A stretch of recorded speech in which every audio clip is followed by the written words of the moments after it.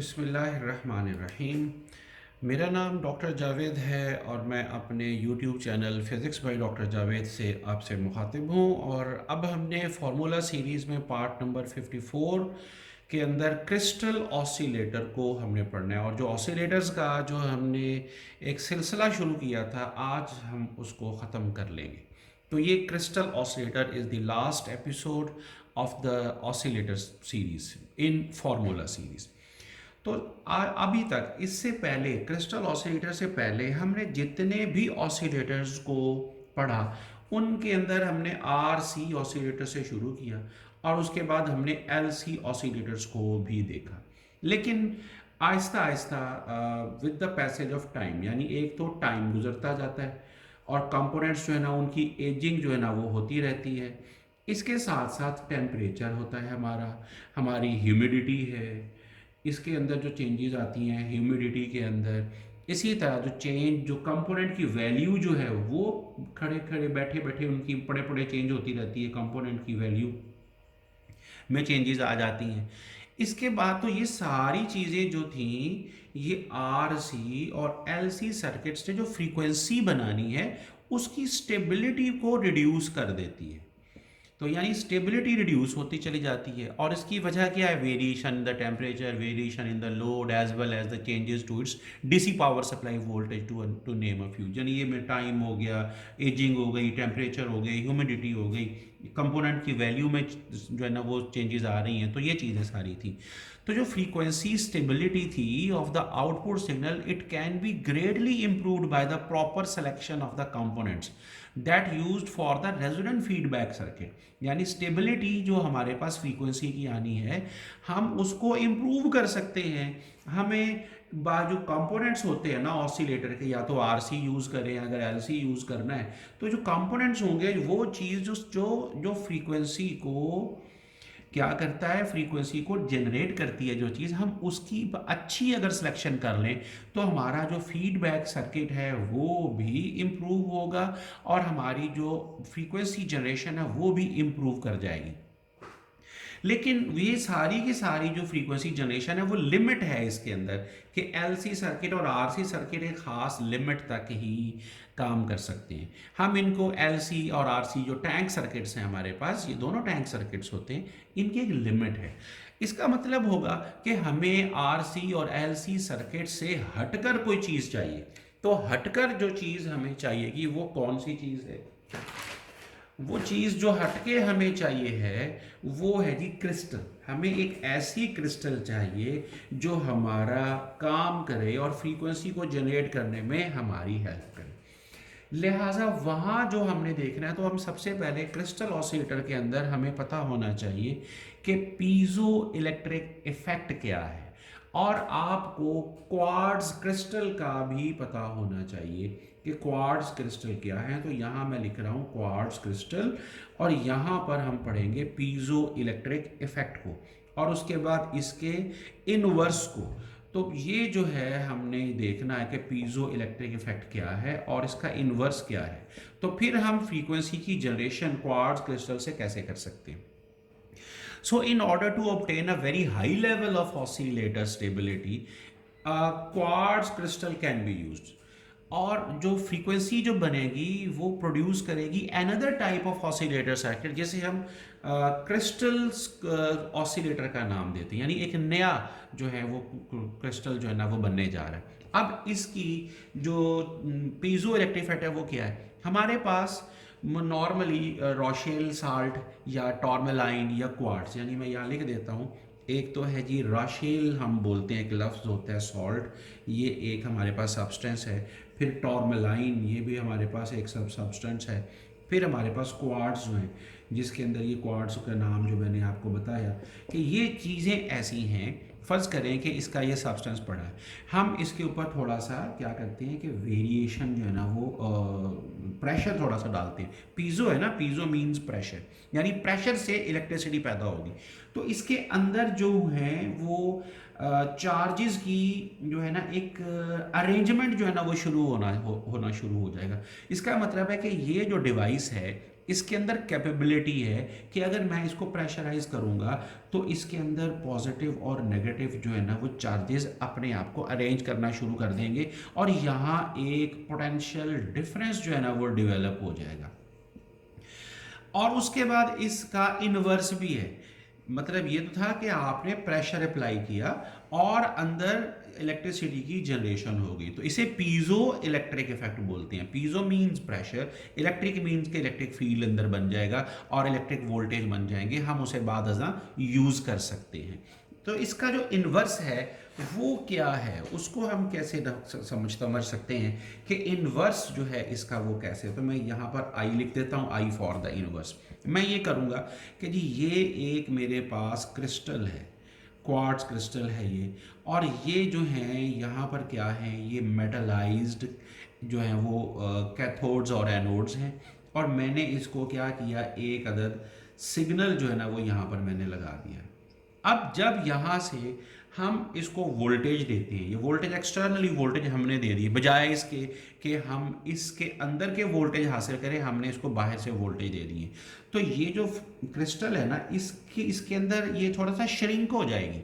यानी पहले ये फर्ज कर लो कि ये जो क्रिस्टल था ये इसके साथ लगा हुआ था, यहाँ तक लगा हुआ था ये, लेकिन अब क्या हुआ कि ये श्रिंक होके थोड़ा सा अंदर की तरफ चला गया। उसके बाद श्रिंक होने के बाद इसने फिर से एक्सपेंशन करनी है, एक्सपेंशन के बाद फिर से श्रिंकिंग होगी नहीं। यानी इसका मतलब है ये जो फ्रीक्वेंसी है ना ये यहाँ पर जनरेट हो रही है। तो इसका मतलब है कि ये जो क्रिस्टल है ये तो फ्रीक्वेंसी को जनरेट खुद ब खुद कर सकती है और इस क्रिस्टल ने ख़राब भी नहीं होना।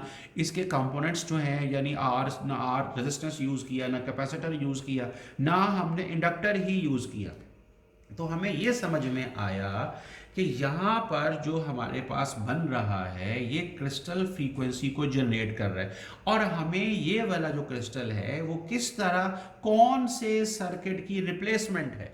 अब हमने ये देखना है कि जो सर्किट जो हमारे पास जिसकी हमें रिप्लेसमेंट मिल रही है वो कौन सा है। तो वो मैं यहाँ पर इसके साथ ही जो है ना वो मैं बना देता हूँ।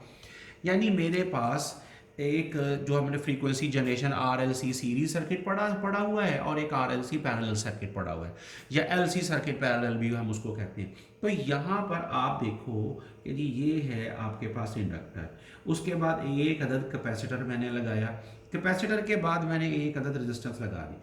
तो ये जो सीरीज सर्किट है R हो गया, L है, और ये सीरीज सर्किट बन गया। इसके मैं यहाँ पर एक अदद कैपेसिटर मैं लगा देता हूँ जिसे मैं कह रहा हूँ कि जी ये LC सर्किट आपके पास पैरेलल भी हो गया। तो यहाँ होगा क्या कि ये यहाँ पर जो भी फ्रीक्वेंसी डेवलप कर रहा है ना ये उसकी रिप्लेसमेंट है। गो के जो फ्रीक्वेंसी इसने जनरेट करनी है वो ये तो नहीं कर सकता, लेकिन ये बेहतरीन फ्रीक्वेंसी जो है ना वो डेवलप करेगा और हम इसे कंट्रोल करेंगे मुकम्मल सर्किट के अंदर। अब हम बनाते हैं कि इसका जो सर्किट है वो किस तरह का होगा और हमने इसको यूज़ कैसे करना है। तो इस क्रिस्टल को दो तरह से हम इस्तेमाल करते हैं, एक तो सीरीज़ सर्किट होता है और एक होता है हमारे पास पैरेलल सर्किट। तो वो उसको भी हम आगे चलकर तो है हम उसको डिस्कस करेंगे। तो अभी हम इसको आगे लेकर चल रहे हैं। यानी इसका मतलब ये होगा कि जब आप एक वोल्टेज सोर्स लेते हो is applied to a small thin, हमने जो यहाँ पर जो क्रिस्टल थी वो कितनी छोटी सी थी, यानी एक बहुत ही थिन साइज का जो है ना पीस है, आपने वोल्टेज को बाहर की तरफ से इसके ऊपर अप्लाई कर दिए। It brings to change the shape, producing a characteristic known as piezoelectric effect। इसके अंदर जो है ना वो शुरू हो सकता है। So this piezoelectric effect जो है that is the property of the crystal by which an electric charge produces a mechanical force by changing the shape of the crystal and vice versa।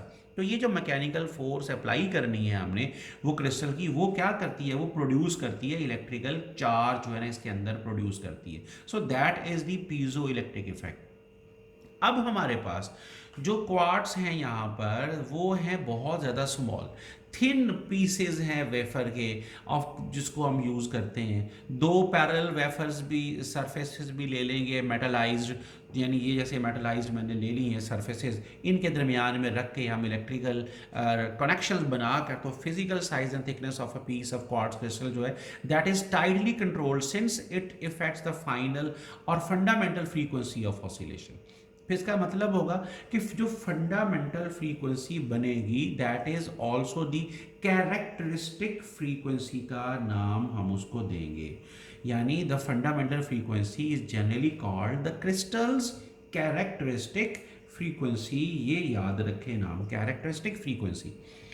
इसके बाद आपने देखना है कि जो चीज़ हमें यहाँ बन रही है वो क्या चीज़ मिल रही है हमें। बिल्कुल इसके साथ जो मेटलाइज्ड इलेक्ट्रोड्स हमने यूज़ किए, क्वार्ट्ज क्रिस्टल हमने यूज़ की, तो यहाँ पर जो हमें फ्रीक्वेंसी मिल रही है वो मैंने आपको बता दिया कि चलो मैं दोबारा बना देता हूँ कि जी ये आपके पास रेजिस्टेंस हो गई, ये आपके पास इंडक्टर हो गया, ये आपके पास कैपेसिटर हो गया। हम इस सीरीज सर्किट है ना सारा, लिहाजा आर को मैं आर एस लिखूंगा, एल को भी एस लिखूंगा, सी को भी एस लिखूंगा, ये सीरीज सर्किट के लिए। और जो यहाँ हमने लगाया था कैपेसिटर पैरेलल, इसको फिर हम सी पी का नाम दे देंगे। तो ये दोनों चीज़ें जो हैं एट अ टाइम एक ही काम कर रही हैं। तो ये जो चीज़ है ये रिप्रेजेंट करती है इनर्शिया, फ्रिक्शन और स्टिफनेस ऑफ द क्रिस्टल, जो है ना वो सारी चीज़ें यहाँ पर आएंगी। और ये जो चीज़ है ये रिप्रेजेंट कर रही है parallel capacitance of the plates को भी रिप्रेजेंट कर रही है। तो ये चीज़ें जो थी ये हमने इसके अंदर पढ़ी। अब हम देखेंगे कि इसका असर जो है वो क्या होगा, और हम ये देखना चाहते हैं कि जो इसकी वर्किंग है उसके अंदर जो ग्राफ बनता है, क्योंकि मैंने जो ग्राफ बनाए दो, जो सर्किट दो यूज़ किए, उसके अंदर R L C series circuit भी यूज़ किया और पैरेलल सर्किट भी यूज़ किया। तो छोटी क्लासेस के अंदर आप ये पढ़ चुके हैं। मैं पहले वो डायग्राम बनाऊंगा जो आप पढ़ चुके हैं, उसके बाद वो जो हमने यहाँ पढ़नी है। यानी आपने सीरीज सर्किट में ये करंट जो है ना वो राइज होता है, ये करंट है यहाँ पे फ्रीक्वेंसी है। ये कौन सी फ्रीक्वेंसी होती है? ये रेजोनेंट फ्रीक्वेंसी होती है। छोटी फ्रीक्वेंसीज हैं यहाँ पर, ये स्मॉलर फ्रीक्वेंसीज हैं, ये रेजोनेंट, और ये हायर फ्रीक्वेंसीज में। स्मॉलर फ्रीक्वेंसीज के अंदर आर एल सी में जो कैपेसिटर होता है वो डोमिनेंट रोल प्ले करता है, और यहाँ पर आर रेजिस्टेंस अपना रोल प्ले करती है। और हायर फ्रीक्वेंसीज जो है mean the frequencies which are greater than the resonant frequency, वहाँ पर इंडक्टर जो है वो अपना रोल प्ले करता है। अब आप इसी ग्राफ को एक और तरह अंडरस्टैंड करने की कोशिश करें कि अगर मैं इसी ग्राफ को बना दूं इम्पीडेंस में और फ्रीक्वेंसी में, तो करंट राइज होता जा रहा है। करंट क्या राइज बताता है कि सर्किट की इम्पीडेंस कम होती चली जा रही है, तभी तो करंट ज्यादा हो रहा है। करंट की इंक्रीज इम्पीडेंस की कमी को शो करती है। तो मैंने अगर जब इम्पीडेंस में और फ्रीक्वेंसी के अंदर अगर मैंने ग्राफ बनाना है ना, तो वो ग्राफ यूं करके बनेगा, ये ग्राफ बनेगा। और इसी तरह जो दूसरा सर्किट होता है हमारा पैरेलल वाला, अगर हम उसको देखें तो वहाँ जो करंट और फ्रीक्वेंसी के अंदर जो टर्म हम जो ग्राफ हम यूज़ करते हैं वो ये वाला ग्राफ यूज़ करते हैं ऐसे। इसका मतलब ये है कि करंट जो है ना वो रिजेक्ट हो रहा है, इसीलिए तो हम इसको रिजेक्टर सर्किट बोलते थे और इसको एक्सेप्टर सर्किट बोलते थे। ये वही फ्रीक्वेंसी है, लेकिन अब के इम्पीडेंस बढ़ रही है तो ही करंट हो रहा है ज़्यादा। लिहाजा मैं इसको अगर मैं पूरा करूं तो मैं उसको यूं मुझे बनाना पड़ेगा। अब आप देखें कि जी यहाँ पर इसको मैं ऊपर से ताकि मिटा दूँ थोड़ा सा, ताकि बात वाजे हो जाए और अच्छी तरह से आपको समझ में आ जाए। तो आपने यूं करना है कि भाई ये जो लेवल है ना मेरे पास, ये फ्रीक्वेंसी का, ये एफ एस है, यानी सीरीज वाला था ना ऊपर हमने बनाया, और ये एफ पी यानी कि ये पैरेलल, एफ पी का मतलब है पैरेलल। तो ये सीरीज रेजोनेंस यहां पर हो रही है, सीरीज, ये मैं लिख रहा हूं छोटा सा, सीरीज रेजोनेंस, और यहां पर पैरेलल रेजोनेंस होगी। क्योंकि मैंने आपको बताया क्रिस्टल ऑसिलेटर सर्किट दो तरह के होते हैं, एक सीरीज वाला एक पैरेलल वाला। आगे चलकर हम उनको डिस्कस करने वाले हैं। तो पैरेलल रेजोनेंस सर्किट जो है ना यहाँ पे हमें मिलेगा। अब आपने देखना है कि यहाँ से लेकर ये सारा जो है ये कैपेसिटिव है। ये क्या है? कैपेसिटिव है, बिल्कुल उसी तरह जिस तरह मैंने आपको पहले बताया। और ये जो हिस्सा है ना, ये वाला दरमियान वाला, ये कैसा है? ये इंडक्टिव है। वो कैपेसिटिव और ये इंडक्टिव हो गया।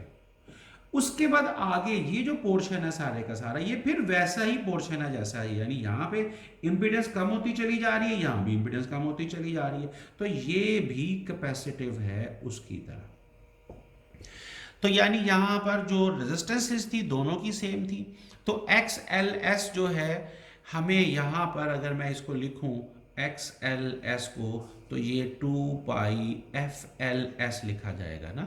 और अगर मैं एक्स सी एस को लिखता हूँ, यहाँ लिख देता हूँ, तो वो 1/2 पाई एफ सी एस लिखा जाएगा। ये सीरीज वाले लिखे हैं मैंने, यानी एक्स सी तो रिएक्टेंस ऑफ द कैपेसिटर और साथ में वो सीरीज में लगा हो, ये रिएक्टेंस ऑफ द इंडक्टर और साथ में वो सीरीज में लगा हुआ है। इसी तरह जब मैं पैरेलल का लिखूंगा, यहाँ चले यहाँ पैरेलल का भी लिख देता हूँ, एक्स सी पी जो होगा वो 1/2 पाई एफ सी पी लिखा जाएगा। और जेड जो इम्पिडेंस जब सीरीज वाले की निकाली जाएगी तो वो ये निकलेगी R² S सीरीज वाला, प्लस क्या लिखना है जी आपने, X L minus X C एस सारे का स्केयर आपने लिखना है। तो ये इसका मतलब है कि एक्स एल एस और एक्स सी एस भी ये ऑपोजिट क्यों है, क्योंकि हमें पता है कि जी जब आप R L C series circuit लगाते हैं तो फेज कुछ यूं करके होता है। ये होते हैं रेजिस्टेंस के वोल्टेज, यहाँ होते हैं इंडक्टर के वोल्टेज, यहाँ होते हैं कैपेसिटर के वोल्टेज। तो ये दोनों जो हैं दे आर ऑपोजिट, तो एक को पॉजिटिव और दूसरे को नेगेटिव रखा जाएगा। तो अगर वी एल यहाँ पॉजिटिव है तो एक्स एल पॉजिटिव होगा, वी सी यहाँ नेगेटिव है तो एक्स सी एस जो है ना वो नेगेटिव होगा। तो इन दोनों की जो अगर फर्ज करें ये थोड़ा है ये ज़्यादा है, तो फिर उसको यहाँ पर डिफरेंस हम लेंगे, या अगर एक्स एल ज़्यादा है एक्स सी एस ज़्यादा कम है तो फिर उसका डिफरेंस ले लेंगे। और अगर इक्वल है तो इसका मतलब ये फैक्टर जीरो हो जाएगा और इम्पिडेंस जो होगी वो सिर्फ रेजिस्टेंस के इक्वल आ जाएगी। जबकि पैरेलल के अंदर हम कैसे लिखते हैं, पैरेलल के अंदर हम कुछ यूं करके लिखेंगे, यानी इन सारी वैल्यूज़ को आपने देख लिया, तो मैं इसको दोबारा भी बल्कि लिख देता हूं कि जी आपके पास जो ZS है, यानी ये सीरीज़ के लिए मैंने लिखा RS का स्क्वायर प्लस XLS का मतलब है reactance of the inductor when it is connected in series, minus XCS इसका मतलब है reactance of the capacitor when it is connected in series. ये थी रिएक्टेंस ऑफ द इंडक्टर, तो ये स्केल ये इंपीडेंस होगी टोटल। और जब ZP अपने निकालना है पैरेलल वाली, तो वो जाहिर है कि फिर इस तरह से निकलेगी XCP ओवर ZS है और प्लस यहाँ पर XCP आ जाएगा, तो इस तरह से ये निकलेगा। अब ये सारी चीज़ें हमें क्या बता रही हैं, ये हमें बता रही हैं कि स्लोप जो होगी क्रिस्टल्स की, जो हमने डायग्राम अभी बनाई, जो स्लोप है क्रिस्टल्स की, impedance above shows that as the frequency increases across the terminals, यानी स्लोप बढ़ रही है। At a particular frequency, interaction between the series capacitor and the inductor creates a series resonance circuit, reducing the crystal impedance to a minimum and equal to Rs. इस तरह से हम इसको बोलेंगे कि this frequency point is called the crystal series resonant frequency Fs, जो हमने यहाँ पे लिखा था, and below Fs the crystal is capacitive. यानी जो डायग्राम है दोबारा अगर मैं यहाँ बना दूं, ताकि ये मैंने डायग्राम बनाई थी, यहाँ पर था Fs, यहाँ था Fp, तो यहाँ जो सीरीज हमने लिखी थी रेजोनेंस और यहाँ पे पैरेलल रेजोनेंस थी, हम उसी की बात कर रहे हैं। इसका मतलब होगा कि एज द फ्रीक्वेंसी इंक्रीजेज, यहाँ से फ्रीक्वेंसी इंक्रीज करती चली जा रही है ना, above this series resonance point, ये सीरीज रेजोनेंस पॉइंट है, यहाँ से फ्रीक्वेंसी बढ़ेगी तो इम्पीडेंस देखो बढ़ती चली जा रही है, यहाँ इम्पीडेंस थी। तो crystal behave like an inductor, तो यहाँ इंडक्टर मैंने लिखा था कि ये इंडक्टर का शोभा है सारा, ये कैपेसिटर का है। यानी जब इम्पीडेंस बढ़ रही है फ्रीक्वेंसी के बढ़ाने से, तो आपको जो मैंने जो लिखे, मैंने जो फॉर्मूला लिखे, वो सारे फॉर्मूले आपको यही तो बता रहे हैं। क्या बता रहे हैं, इसको मैं दोबारा ही बना देता हूँ ताकि ज़रा बेहतर हो जाए। लुक एट दिस, ये फ्रीक्वेंसी, यहाँ पर इम्पीडेंस, और ये जो है ये ग्राफ हमने बनाया था। यहाँ पर ये कैपेसिटिव है सारा, यहाँ पर सारा इंडक्टिव है, यहाँ फिर से कैपेसिटिव है। तो मैंने पहले कहा कि as the frequency increases above this series resonance point, ये सीरीज रेजोनेंस पॉइंट है ना, यहाँ पे तो सीरीज रेजोनेंस था, यहाँ पर पैरेलल रेजोनेंस थी। ये जो चीज़ है, crystal will behave like an inductor until the frequency reaches its parallel resonant frequency Fp। ये Fp लिखा था, इसको Fp और इसको Fs लिखा था हमने। इसका मतलब ये है कि X L is equal to omega L है, तो ओमेगा और जो रिएक्टेंस होती है इंडक्टर की, they are proportional to each other. यानी अगर एंगुलर फ्रीक्वेंसी अगर आप बढ़ाते हैं तो रिएक्टेंस बढ़ती है। रिएक्टेंस बढ़ने का मतलब इम्पीडेंस बढ़ रही है। तो यहाँ फ्रीक्वेंसी को अगर मैं इंक्रीज करता हूँ तो इम्पीडेंस बढ़ रही है। इट मीन्स कि हमारा जो क्रिस्टल है वो क्या शो कर रहा है, वो इंडक्टिव प्रॉपर्टी जो है ना वो शो कर रहा है। उम्मीद अब आपको अच्छी तरह समझ आ गई होगी इस पॉइंट की। At this frequency point the interaction between the series inductor L S and parallel capacitor जो है उसके सामने जो लगा हुआ है creates a parallel tuned LC tank. वो एलसी टैंक सर्किट का रोल प्ले करते हैं और तब क्या होता है, impedance across the crystal reaches its maximum value पर आ जाती है और उसके बाद फिर से वही कहानी दोबारा से शुरू हो जाएगी और ये सिलसिला चलता रहेगा। तो ये जो है कि we can see that a quartz crystal is a combination of a series and parallel tuned resonance circuit. यानी ट्यून्ड रेजोनेंस सर्किट का वो एक कॉम्बिनेशन हमें हमारे पास आ गया which can oscillate at two different frequencies. एक इस फ्रीक्वेंसी पे ऑसिलेट कर रहा है, एक इस फ्रीक्वेंसी पे ऑसिलेट कर रहा है with very small difference between the two depending upon the cut off the crystal. इसका मतलब ये हो गया कि ये जो क्रिस्टल है ये तो बड़ी अच्छी किस्म की प्रॉपर्टीज जो है ना वो शो कर रही है। लिहाजा अब हमने ये देखना है कि ये क्रिस्टल को जब सर्किट है इसको हम पैरेलल और वो सर्किट मैं ताकि आपको बना के दिखा दूं।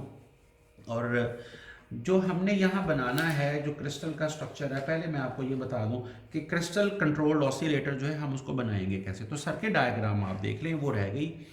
यहाँ पर एक है हमारे पास बीजेटी मैंने यूज़ किया, मैं यहाँ एफ भी यूज़ कर सकता हूँ। ये क्या है, और ऑपरेशन एम्पलीफायर भी ज़ाहिर है यूज़ कर सकते हैं। ये आर ई हो गया। यहाँ हम साथ ही लगाया करते हैं एक कैपेसिटर भी साथ लगाते हैं, बाईपास कैपेसिटर। ये होता है हमारी बेस, और यहाँ पर एक रेजिस्टेंस यहाँ होती है, एक रेजिस्टेंस यहाँ होती है, एक रेजिस्टेंस यहाँ लगी हुई होती है जिसे आर सी कहते हैं। यहाँ हम इसको वी सी सी जो है पॉजिटिव वी सी सी हमने यहाँ पर देनी होती है। यहाँ से आपने लेके जाना है आउटपुट, और यहाँ से भी आपने लेकर आना है, क्या लेके आना है, इसको कहाँ लगाना है, इसको आपने यहाँ लगा दें। तो यहाँ पर आपने एक क्रिस्टल लगानी है जो मैंने अभी आपको बताई। ये क्रिस्टल है, ये क्रिस्टल लग गई, और ये मैंने सीरीज में साथ में एक अदर कैपेसिटर भी लगा दिया, और यहाँ पे कैपेसिटर आउटपुट ये हो गया। तो इसे यहाँ आपने, तो ये क्या है, crystal x T A L हम इसको लिखते हैं, ये इसका सिंबल होता है। और ये सीरीज वाला हो गया। ये सीरीज में कैसे हो गया। और जब मैंने पैरेलल लगाना है तो पैरेलल के अंदर भी हम देख लेते हैं, ये R1 है, ये R2 है, ये RE है, इसको RC कह सकते हो, ये CE हो गया, और ये C1 हो गया। एक हम जो है ना वो ये जो चीज़ है ये हमने यहाँ सीरीज में लगाई हुई है। इसी तरह जो सर्किट डायग्राम होगी वो पैरेलल वाले की भी लगेगी, और वो आप देख लें कि वो किस तरह, और फिर हम इसकी फ्रीक्वेंसीज जो है ना उसको देख लेते हैं। डायग्राम इज़ वेरी नेसेसरी, और डायग्राम के भी बाकायदा नंबर होते हैं। यहाँ पर आ गया जी आपके पास कैपेसिटर, ये हिस्सा पूरा हो गया, ये बेस है। यहाँ कलेक्टर को पूरा कर दें, और यहाँ पर रेजिस्टेंस नंबर 1, ये रेजिस्टेंस नंबर 2 हो गई, और रेजिस्टेंस नंबर 2 को जाहिर है कि हम यहाँ पर कनेक्ट कर देते हैं। यहाँ एक अदद हम लगाते हैं कैपेसिटर, और उसको यहाँ ले आते हैं। जो सर्किट होगा पैरेलल वाला वो यहाँ लगेगा। यहाँ पर लग गई वो क्रिस्टल, ये क्रिस्टल लग गई वो, ठीक हो गया, ये क्रिस्टल लग गई। मेटलाइज्ड कैथोड्स और एनोड्स जो है ना वो यहाँ पर लग गए साथ, तो ये यहाँ पर लग गई। यहाँ पर एक कैपेसिटर यहाँ, और एक कैपेसिटर जो है वो उसको हमने यहाँ पर यूज़ करना है इस तरह से। और यहाँ से जब हम निकालेंगे तो ये इसको यहाँ पर रखेंगे, ये वाला उसी तरह, और ये जो है ये क्या है, यहाँ पे पॉजिटिव VCC है। तो आप याद रख लें कि ये तो हमने कॉलपिट ऑसिलेटर बना दिया है, तो उसकी मॉडिफाइड फॉर्म है। सिर्फ हमने यहाँ क्या यूज़ किया है, क्रिस्टल यूज़ किया है इंडक्टर की बजाय। तो ये जो है 180 डिग्री का फेस शिफ्ट करेगा, 180 डिग्री का ये करेगा, तो टोटल 0 डिग्री तो यहाँ पर भी हमें इसके पास जो है ना वो मिलता है। और यहाँ पर जो आउटपुट मिलेगी हमें वो क्या मिलेगी, फ्रीक्वेंसी F1 मिली, ये फंडामेंटल, फिर हमें इसका डबल मिलेगा, फिर हमें इसका ट्रिपल टाइम्स मिलेगा, फिर हमें इसका 4 टाइम्स मिलेगा, यानी ये चलता चला जाएगा। इसका मतलब है फंडामेंटल भी बनेगी और उसके बाद फिर ये हार्मोनिक्स मिल रही हैं, ओवरटोन्स भी साथ ही मिलना शुरू हो जाएंगी। तो ये क्रिस्टल ऑसिलेटर के अंदर, क्रिस्टल कंट्रोल्ड ऑसिलेटर के अंदर ये चीज़ जो है ये फ़ायदेमंद होती है कि हम इस तरह से जो सर्किट्स है वो ले सकते हैं। फिर इन्हीं सर्किट्स को हम एक और तरह से भी बना सकते हैं और उस तरह भी बना सकते हैं, और उसके अंदर जो पैरेलल यहाँ पर मैं लिख देता हूँ, यानी कि हमने किस तरह यूज़ करना है, और सीरीज़ को हम यहाँ पर बना लेते हैं। तो मैं छोटी ज़रा डायग्राम बनाऊँगा ताकि यहाँ पूरी भी आ जाए। तो जी ये वही है हमारे पास बीजेटी, और इसके साथ आपने सीरीज़ में एक आर ई लगा दी, यहाँ पर आपके पास कैपेसिटर लगा हुआ है। इसी तरह यहाँ पर क्या है जी, एक रेजिस्टेंस यहाँ है, एक रेजिस्टेंस यहाँ है, इसे भी आपने यहाँ कनेक्ट कर दिया। ये कैपेसिटर है, इसको भी आपने यहाँ कनेक्ट कर दिया। इसके बाद जो ये चीज़ है यहाँ पर एक चीज़ यहाँ है, और ये तो उसका सर्किट पूरा करना ही होता है हमने कॉमन एमिटर एम्पलीफायर का। इसके बाद जो चीज़ है कि यहाँ पर एक कैपेसिटर आपने यहाँ लगा दिया, उसके बाद जो आपने लगानी है क्रिस्टल वो यहाँ लगानी है। तो ये दोनों चीज़ें जैसे मैंने पहले बनाया, ये पैरेलल सर्किट है उसी तरह से। तो इस तरह से भी इसको बनाया जा सकता है बिल्कुल। और यहाँ पर क्या है, ना आर यूज़ किया, ना एल यूज़ किया हमने, ना सी यूज़ किया। क्योंकि ये टाइम टेम्परेचर डिपेंडेंट होते हैं, और लेकिन इसकी वजह से फिर क्रिस्टल को यूज़ करना पड़ा ताकि आसानी से हम इसको ले सकें। अगर मैं यहाँ बनाऊँ सीरीज़ के लिए, तो ये बनेगी सबसे पहले हमारे पास आ गया ट्रांजिस्टर। यहाँ पर एक अदद रेजिस्टेंस होते हैं कलेक्टर के लिए, और जो हमारे यूज़ करते हैं। और इसी तरह यहाँ हमने उसी तरह करना है, रेजिस्टेंस लगा दी, इसे कनेक्ट कर दिया, और यहाँ पर आपने एक कैपेसिटर भी लगाना होता है। यहाँ आप ले रहे हैं वोल्टेज, यहाँ से वोल्टेज जब आप लोगे, ये तो मुकम्मल हो गया ये हिस्सा। तो यहाँ से आपने क्या करना है, एक अदद कैपेसिटर, और उसके साथ आपने सीरीज़ में क्या लगाना है, ये लगाई आपने, वो लगा दी। तो ये इसको यहाँ पे लगा दी। इसका मतलब ये हो गया कि भाई ये आर और ये क्रिस्टल जो हैं ये यहाँ पर सीरीज़ में है, यहाँ ये पैरेलल है। तो यही डायग्राम मैंने पहले बनाई थी, यही डायग्राम मैंने अब बनाई है। फ्रीक्वेंसी इसके लिए लिखोगे 1/2 pi L S. L S का मतलब है सीरीज़ वाला, सी एस का मतलब भी सीरीज़ वाला। अब यहाँ देखें कि यहाँ जो फ्रीक्वेंसी मिल रही है वो मिल रही है 1/2 पाई, और यहाँ पर L कौन सा होगा जी, L ये है इंडक्टर, इसकी इसकी ये बनेगा ना, तो ये अकेला है, लिहाजा इसको L लिख देंगे। और यहाँ पे C जो है वो 2 लगे हुए हैं, तो आप इसको C इक्विवेलेंट लिख सकते हैं कि ये इसके बराबर लिया जा सकता है। और ये जो है मैं यहाँ पे बता रहा हूँ कि टेंस ऑफ किलो हर्ट्ज से लेकर हंड्रेड्स ऑफ मेगा हर्ट्ज तक फ्रीक्वेंसी की जनरेशन जो है ना वो इसके अंदर होती है। तो ये था हमारा क्रिस्टल ऑसिलेटर। तो उम्मीद है कि आपको ये समझ आ गई होगी, और अगर कोई पॉइंट आपको समझ नहीं आया तो you can ask me a question, you can write R1 R2 इसे कंप्लीट नहीं किया था तो मैं इसे कंप्लीट किया, C1 ये C2, ये हमारी क्रिस्टल हो गई। क्रिस्टल को XTAL लिखा जाता है, ये RC है। इसी तरह ये R1 R2, ये RE, ये CE है। इसी तरह ये RC है, और ये C और ये L क्या मतलब क्रिस्टल है ये हमारे पास, ये रेजिस्टेंस नहीं, ये कैपेसिटर होता है। ले जी, बहुत शुक्रिया, आप लोगों ने इसको अच्छी तरह से समझ लेना है। और नेक्स्ट पार्ट नंबर 55 तक के लिए डॉक्टर जावेद को अपने YouTube channel physics by doctor Javed से इजाज़त। अपना बहुत ख्याल रखिएगा।